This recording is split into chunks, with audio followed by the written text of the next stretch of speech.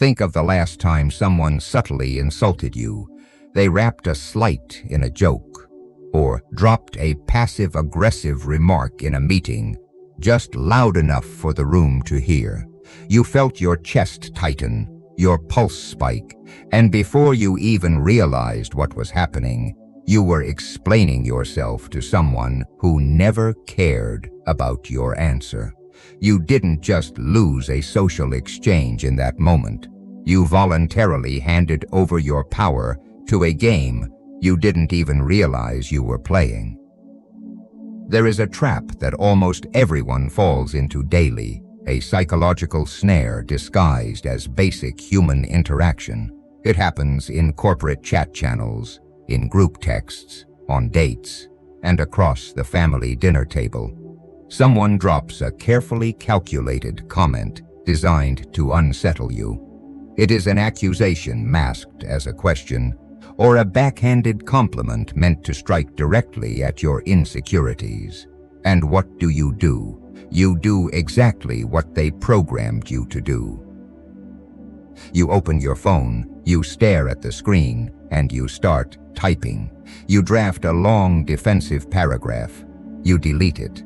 You type it again, trying to sound unbothered, trying to sound witty or intellectually superior. You sit there, burning your own mental calories, obsessing over the perfect combination of words to prove them wrong. Here is the brutal truth of power dynamics. The exact second you started typing, they won. It does not matter how brilliant your comeback is. It does not matter how logically sound your argument is, or how much evidence you provide. You are playing on their board, by their rules, and on their timeline. By engaging, you have validated their attempt to breach your perimeter. You have signaled to them, and to everyone watching, that their words hold weight in your world. A reaction is a reward. Give them nothing. We are socially conditioned to believe that defending ourselves is a display of strength. We are taught that if someone attacks our character, our work, or our boundaries, we must step into the arena and fight back to preserve our honor. This is a lie sold to the masses to keep them easily controllable and endlessly distracted. The reality, observed by every Machiavellian strategist throughout history, is that explaining yourself is an act of submission. When you explain yourself, you are inherently placing the other person in the position of the judge. You are submitting your evidence and waiting for their verdict. You are asking for their understanding, and by extension, their approval. Why would you ever grant someone that kind of authority over your reality? Look closely at the people who constantly bait you into these exchanges. They are rarely looking for the truth, and they are never looking for a resolution. They are hunting for a reaction. They are emotional vampires who use friction to feel significant. When a colleague subtly undermines your project in front of the boss, they aren't looking for a detailed breakdown of your methodology. They are looking to see if they can make you sweat under the pressure. When a toxic ex sends a vague, emotionally charged text at midnight, they do not want closure. They want a pulse check. They want proof that they still hold the remote control to your nervous system. Every time you react to these people, you are paying a tax. Attention is the most expensive currency in human dynamics, far more valuable than money because it is finite and inextricably linked to your life force. When you spend 3 hours fuming over a perceived slight, drafting responses in your head while you take a shower or commute to the office, you are literally transferring your energy into their bank account. You are funding their ego with your peace of mind. And what is your return on that investment? Increased anxiety, a lowered baseline of focus, and the lingering, hollow feeling of being emotionally manipulated. You have done their work for them. The first step to reclaiming your autonomy is recognizing the bait for what it is. The manipulator relies entirely on your predictability. They assume you will follow the standard, unwritten script of human conflict: attack, defend, insult, justify, provoke, react. It is a predictable binary code. To break the code, you must step entirely outside of the expected social algorithm. You must view their provocations not as attacks to be countered, but as desperate bids for relevance that you have the power to deny. You must understand that your emotional bandwidth is a highly restricted, heavily guarded compound, and they simply do not have the security clearance to enter.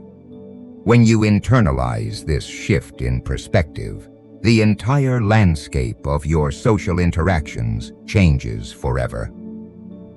You begin to see people's passive aggression not as a threat, but as a fascinating, almost pathetic display of their own deep-seated insecurity. You watch them cast their lines into the water, hoping you will bite, and you simply stand on the shore and watch the bait sink to the bottom. You realize that you do not owe anyone a window into your mind. You do not owe anyone an explanation for your choices. And most importantly, you do not owe your enemies the satisfaction of knowing they exist in your head. A reaction is a reward. Give them nothing. By cutting off the supply of your attention, you starve the manipulator of the very oxygen they need to survive the interaction. You leave them suspended in a void of their own creation. The energy they directed at you has nowhere to land, so it rebounds directly back onto them, magnifying their own inadequacies and forcing them to sit alone with their toxicity. They are left holding the full weight of their behavior, entirely unsupported by your participation. But to stop reacting, you first need to understand why your silence terrifies them more than your anger ever could. To understand why your silence is so terrifying, you must first picture the physical reality of a confrontation.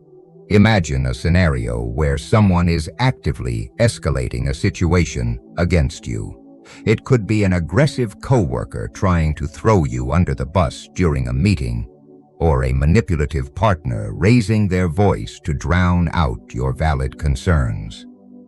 Their adrenaline is pumping, their face is flushed, and they are hurling accusations, baiting you to engage. Now imagine your response is absolute, unbroken stillness. You do not interrupt. You do not widen your eyes in shock. You do not nod defensively. You simply look directly at them with a flat, dead-eyed stare. As the seconds tick by, watch what happens to the aggressor. The momentum drains from their posture. Their voice drops. They begin to stumble over their own words, repeating themselves, trying desperately to fill the dead air. They are throwing heavy punches into a total vacuum, and the sheer lack of resistance throws them violently off balance. We are conditioned from birth to expect conversational reciprocity. Human interaction relies on a steady rhythm of feedback loops. A smile for a smile, a defensive remark for an insult, a flinch when struck. This rhythm makes people feel safe because it makes the interaction predictable. When you deliberately withhold that reciprocity, you shatter the social contract. You create a jarring glitch in their reality. People mistakenly believe that silence is passive, cowardly, or an indication of defeat. This is a fatal miscalculation. In the realm of strategy, intentional, sustained silence is not an absence of a response. It is an active, highly aggressive mechanism of control. It is a calculated strike against the other person's psychological equilibrium. By remaining silent, you strip the other person of all usable data. The manipulator needs your reaction to calibrate their next move. If you get angry, they know they have hit a nerve and they will press harder. If you try to logically dismantle their argument, they know you respect their opinion enough to debate it, elevating their nonsense to the level of worthy discourse. If you show fear, they feel powerful, but absolute. Crushing silence gives them nothing to work with. They do not know what you are thinking. They do not know if you are secretly plotting their ruin, if you are quietly judging their lack of emotional control, or if you are simply profoundly bored by their existence. The unknown breeds a primal, deep-seated fear in the human animal. You transform yourself from a predictable target into an unreadable threat. Nature abhors a vacuum, and so does the human ego. When you create a void of feedback, the other person's insecurities will inevitably rush in to fill it. As your silence stretches out, their internal monologue goes into overdrive. They begin to negotiate against themselves without you uttering a single syllable. They wonder if they went too far. They wonder if you know a piece of information that they do not. They begin to replay their own words in their head, and without your defensive reaction to justify their aggression, their behavior suddenly feels exposed, embarrassing, and unhinged. You have forced them to stand naked in front of a mirror of their own making. This is the devastating power of the void. Apply this tactical realism to the everyday power games you face. Picture a first date where the other person tests your boundaries with a slightly disrespectful, negging comment, waiting to see if you will eagerly laugh it off just to keep the peace and seem easygoing. The moment you offer a cool, unblinking stare instead of a nervous chuckle, the dynamic violently shifts. You do not need to scold them. Your silence tells them they have overstepped, and it forces them to scramble to repair the tension they created. Or consider the micromanager who criticizes your perfectly executed work just to assert dominance. When you simply nod once and stare silently back, waiting for them to finish, you drain all the satisfaction from their power trip. They are begging for friction, for a sign that they matter in your emotional landscape. A reaction is a reward. Give them nothing. Let their petty words hang in the air, rotting and unacknowledged. Mastering this weapon requires a strict separation between tactical stillness and petty pouting. This is not the silent treatment executed by a wounded child holding on to resentment. The silent treatment is emotionally charged and obviously reactive. It screams, "I am ignoring you because you hurt me." Strategic silence is entirely different. It is relaxed. It is rooted in utter indifference.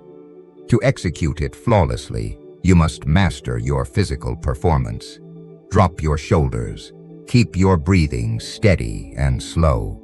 Maintain sustained eye contact without glaring. You are not freezing in place like prey caught in headlights. You are resting like a predator that is entirely unbothered by a buzzing insect. When you perfect this calm, lethal detachment, the results are almost magical. The aggressor will eventually break eye contact.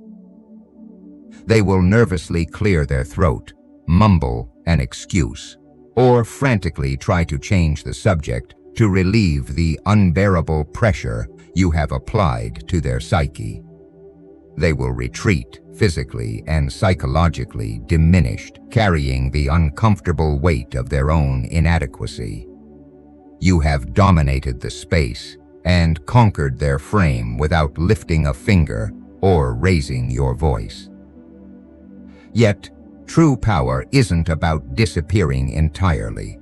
It's about making your presence a privilege they must constantly work to earn. We established that absolute silence can break an opponent, but true power isn't about disappearing entirely. It's about making your presence a privilege they must constantly work to earn. Total absence is merely isolation, a retreat that removes you from the board completely. But strategic withdrawal, remaining physically in orbit while becoming emotionally unpredictable, is how you manufacture obsession and command respect without ever making a single demand. You must become a strategic phantom. To understand why this works, you have to look at human relationships through the cold, unforgiving lens of economics. The foundational law of any market is supply and demand. What is abundant is cheap. What is scarce is intensely valuable. This law governs social dynamics just as ruthlessly as it governs financial ones. If you are always available, if you respond to every text within 30 seconds, if you say yes to every mediocre invitation, you are flooding the market with your presence. You become a utility. You are the dependable backup option, the reliable friend, the emotional dumping ground. People equate availability with loyalty, believing that being a good person requires maintaining a 24-hour open-door policy. This is a slave mentality. When you are always there, your presence has zero leverage. You establish a baseline of permanent access, and people only notice you when that baseline drops. By contrast, when you carefully restrict your availability, your arrival becomes an event, and your attention becomes a prize. Think about the modern dating landscape or the shifting hierarchies within any tight-knit social circle. There is almost always one person who seems to float effortlessly above the desperation and the drama. When they are with you, they are warmly present, deeply engaging, and sharply focused. They look you in the eye and make you feel like the most important variable in the room. But the moment they leave, they vanish. They do not double text. They do not instantly view your social media stories.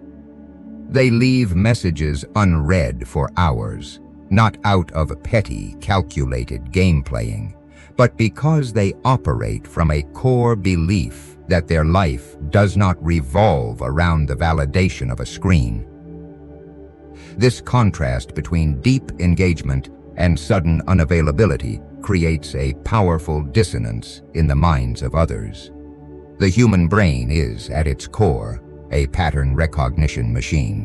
When it receives constant, predictable validation, it gets bored and looks elsewhere for stimulation. However, when validation is sporadic, when warmth is freely given and then unexpectedly withdrawn, the brain releases dopamine in anticipation. It is the psychological equivalent of a slot machine, relying on intermittent reinforcement to keep the player hooked. By withdrawing strategically, you force them to chase the high of your validation. You are no longer just another person in their contact list. You have transformed into a puzzle they are desperate to solve. When you go quiet, they check their phone. They reread the last interaction.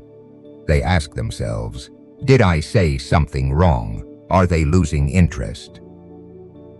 That anxiety is the engine of obsession. While you are going about your day completely unbothered, you are occupying their mental real estate rent-free. This tactic requires a masterful execution of contrast.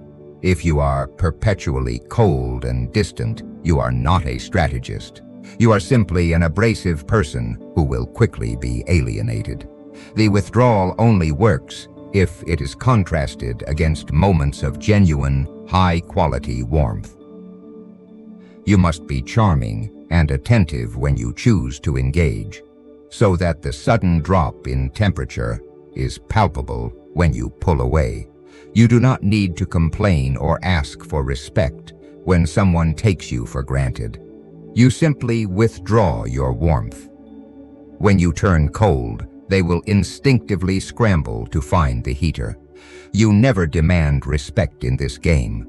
You dictate the terms of access. You can observe the mechanics of this everywhere, especially in workplace politics. Look at the colleague who babbles at every opportunity, offering an opinion on every minor detail. Their words are white noise, easily tuned out and quickly forgotten. Now, look at the strategist who sits quietly through the chaos, letting everyone else exhaust themselves. When they finally speak at the end of the meeting, the entire room stops to listen. They have manufactured authority through linguistic scarcity. Their words carry the heavy weight of rarity. They have trained the room to understand that they only speak when they have something lethal or definitive to say. Applying this to your own life requires a ruthless audit of your boundaries. You must kill the conditioned urge to be instantly accessible. Let the phone ring. Let the message sit. When you are in a group setting, engage deeply with one conversation and then physically step back, letting the room move around you. Let your silence prompt others to actively seek your input. You are flipping the fundamental script of human desire. People do not value what they are freely given. They value what they have to bleed for, wait for, and earn. By controlling your availability, you install yourself as the prize. They stop wondering if you like them, and they start wondering if they are good enough to keep your attention. This push and pull works flawlessly for maintaining an edge in normal social combat, but there is a specific breed of person where withdrawal isn't enough. You have to erase them entirely. This push and pull works flawlessly for maintaining an edge in normal social combat, but there is a specific breed of person where withdrawal isn't enough. You have to erase them entirely. You know exactly who I am talking about. This is the covert narcissist who disguises their put-downs as just being honest. This is the energy vampire friend who fabricates a new, apocalyptic crisis every Tuesday, demanding 3 hours of your time on the phone, only to ignore every piece of advice you offer. This is the toxic family member who weaponizes guilt, demanding a front-row seat to your life while actively rooting against your success. These individuals do not play by the rules of reciprocity or mutual respect. They are parasites operating purely on a deeply ingrained algorithm of extraction. Most people handle these parasites entirely wrong. They try to out-argue them, to expose their hypocrisy, to force them into an emotional corner where they will finally apologize and see the light. But engaging with a parasite, even to yell at them or cut them down, is a fundamental error. When you engage, you are giving them the one thing they crave more than anything else: friction. The narcissist doesn't care if you are angry, crying, or screaming. They only care that they have the power to make you angry, crying, or screaming. Your distress is their supply. They will twist your words, gaslight your memory of events, and play the victim perfectly, leaving you utterly exhausted and looking like the aggressor to everyone else. A reaction is a reward. Give them nothing. This brings us to the dagger turn. This is the cold reframe that you must force yourself to swallow. The real problem isn't that this person is toxic, manipulative, or emotionally destructive. The real problem is you. You are the architect of your own exhaustion because you refuse to close the door. You look at their chaotic, destructive behavior and think, I just have bad luck with people. Or, I am too empathetic. No, you are broadcasting a signal that says, my boundaries are negotiable if you complain loudly enough. You have incentivized their exploitation by continuously rewarding it with your most valuable asset, your attention. Think about the incentives you create in your life. If a stray dog comes to your back door and you feed it a piece of steak, it will return tomorrow. If you complain that the dog keeps coming back, but you continue feeding it, who is really at fault? Every time you answer the panicked midnight phone call, every time you send the long paragraph explaining why their behavior hurt you, every time you try to fix their manufactured drama, you are throwing steak out the back door. You are training them that your time is cheap and your boundaries are illusions. The uncomfortable, stinging truth is that you are complicit in your own emotional drainage. You allow them access because part of you still mistakenly believes that fixing them makes you valuable, or that enduring their abuse makes you loyal. The only solution is absolute, unceremonious erasure. You do not send a goodbye text detailing all the ways they have wronged you. That is just a final meal for their ego.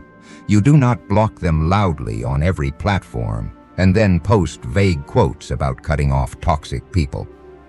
That is a broadcast of your pain. You sever the supply line in absolute silence. You stop answering the calls. You leave the messages unread indefinitely.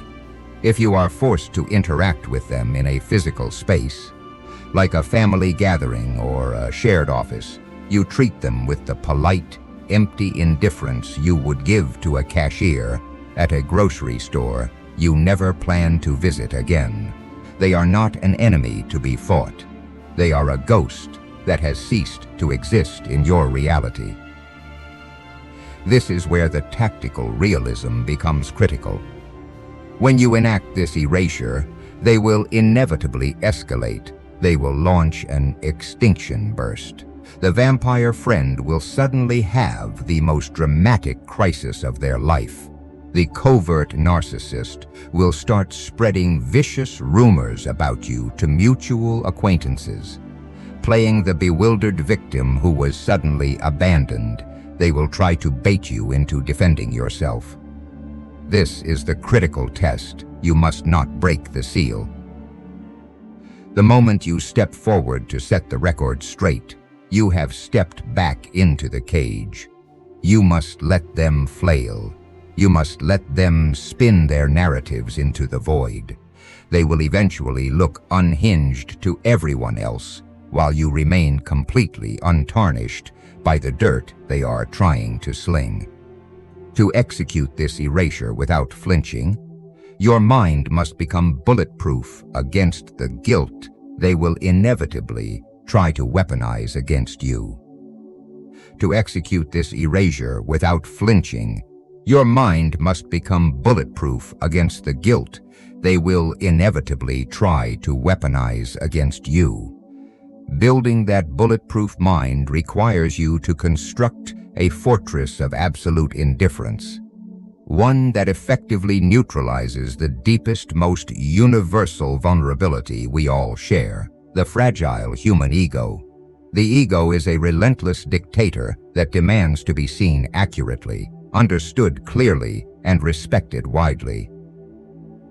When someone misrepresents your character, your ego screams at you to step onto the battlefield and fight for your honor. It tells you that if you do not correct the record, you are weak. This is precisely the psychological tripwire that manipulators rely on to keep you engaged in their chaotic little games. To build true Machiavellian armor, you must sever your ego's desperate need to be right in the eyes of the wrong people.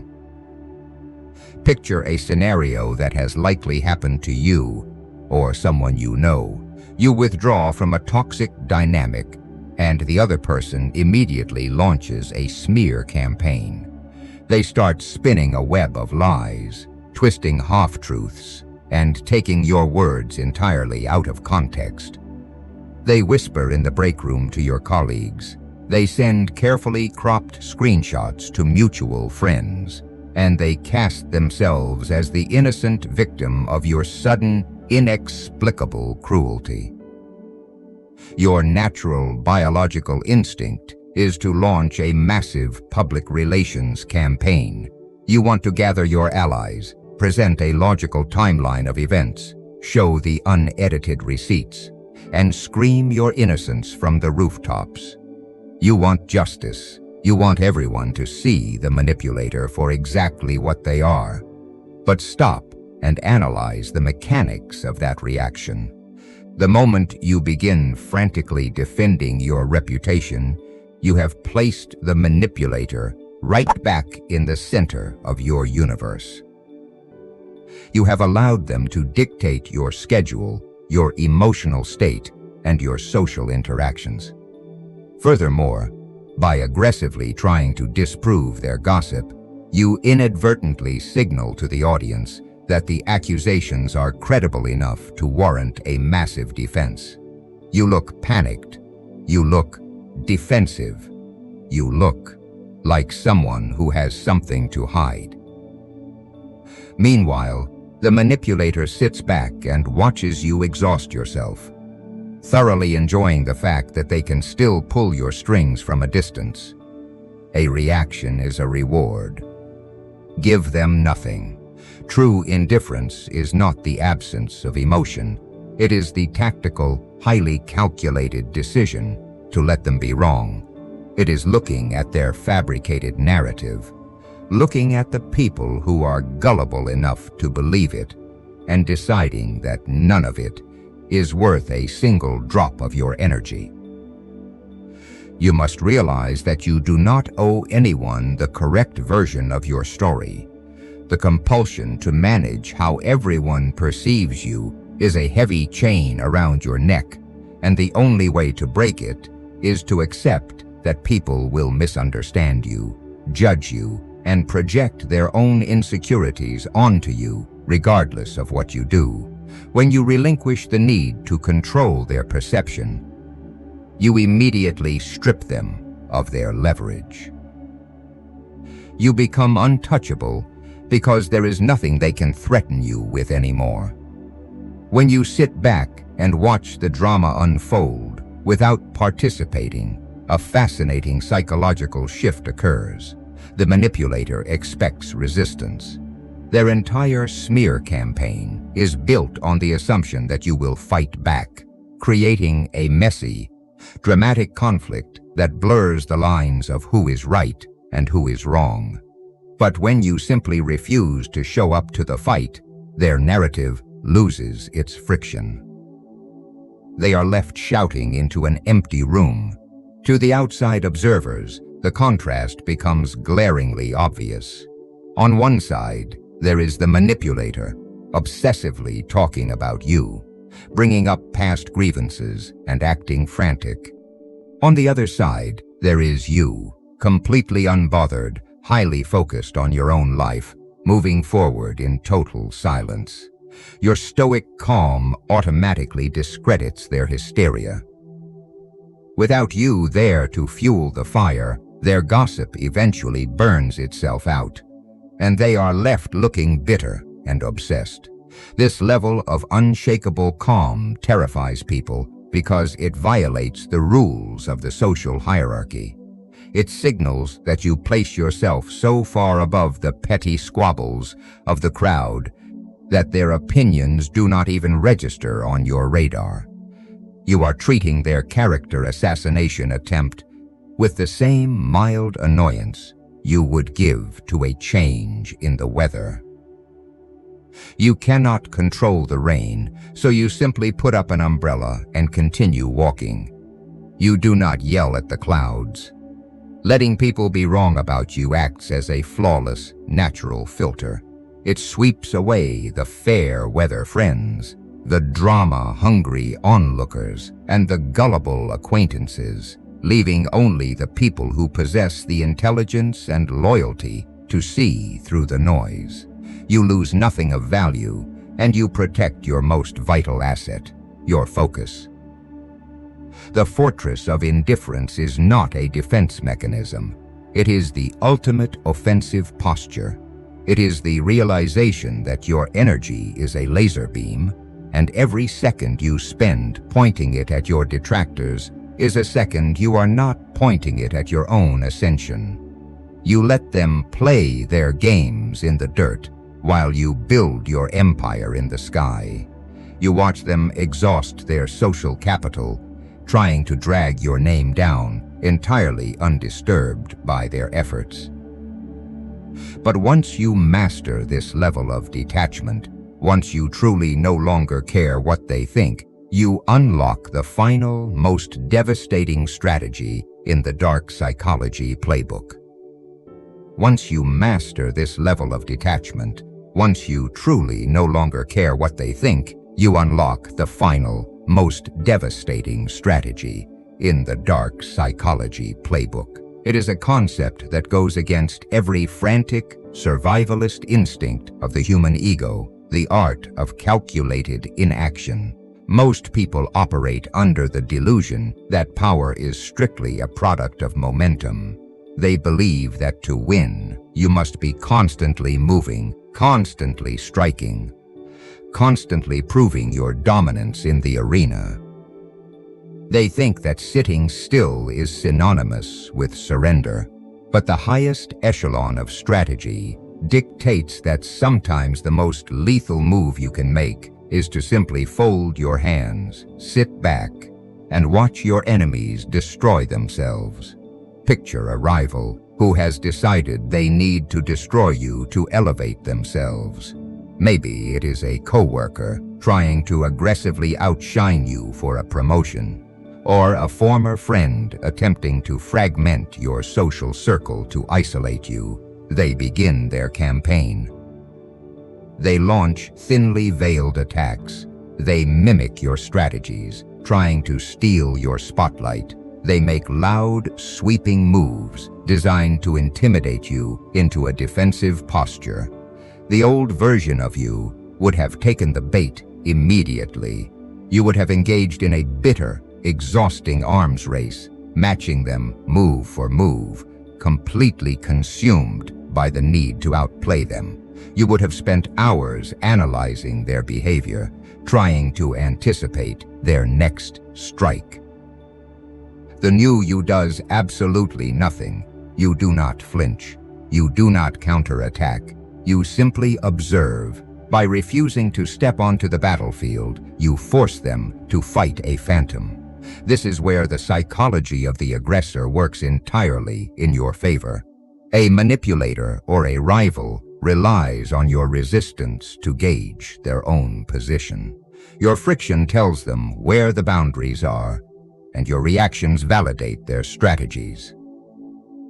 When you entirely remove that friction, they lose their spatial awareness. They do not know if their attacks are landing. They do not know if you are secretly preparing a massive counter-offensive, or if you simply do not view them as a legitimate threat. Driven mad by this uncertainty, they will inevitably overplay their hand. Without your reactions to guide them, they will swing too hard, escalate too quickly, and begin making reckless, sloppy mistakes. Think of it in terms of pure physics. If a person charges at you with all their weight and you push back, you create a stable structure of conflict. You are holding them up.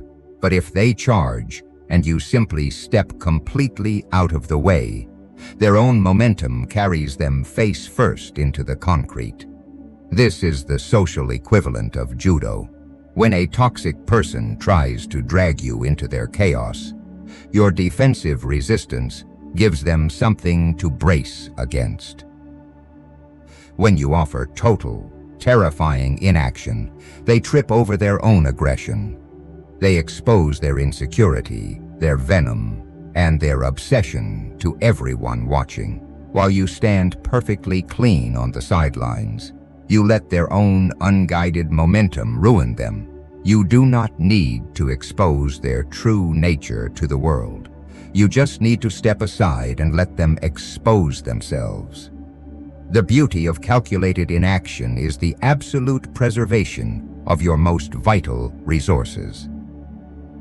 While your rival is burning midnight oil plotting their next move, obsessing over your every step, and exhausting their social capital to turn people against you, you are sleeping soundly. You are investing your focus entirely into your own growth, your own wealth, and your own physical and mental supremacy.